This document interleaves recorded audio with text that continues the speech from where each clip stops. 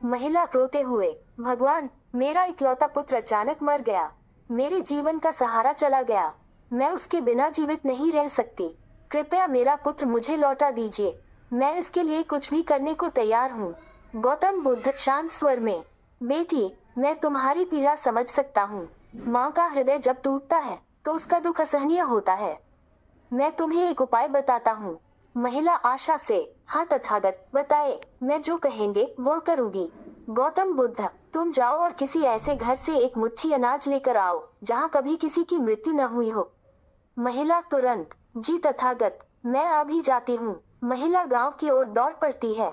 गांव में संवाद, महिला पहले घर पर, कृपया मुझे एक मुट्ठी अनाज दे दीजिए। इससे मेरे बेटे को जीवन मिल सकता है।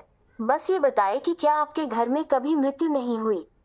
गांव वाला एक दुख से, बहन, मुझे अफसोस है, हमारे घर में भी पिता की मृत्यु हुई थी। मैं आपकी मदद नहीं कर सकता। महिला दूसरे घर पर, क्या आपके घर में कभी किसी की मृत्यु नहीं हुई। कृपया मुझे अनाज दे दीजिए। गांव वाला दो, नहीं बहन, हमारे घर में भी माँ को खोया है। हमारे गांव में शायद ही कोई घर हो जहाँ मृत्यु न हुई हो।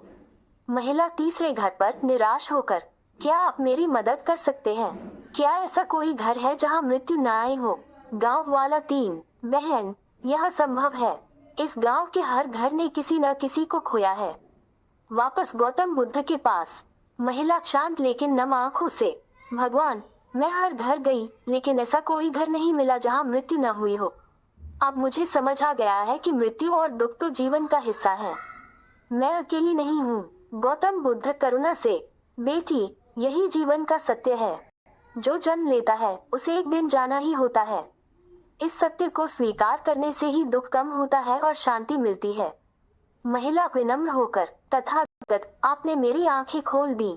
अब मेरा मन शांत है। संदेश, उंगली से दाहिनी ओर इशारा, दुख और मृत्यु सभी के जीवन का हिस्सा है। सत्य को स्वीकार करने से ही मन को शांति मिलती है।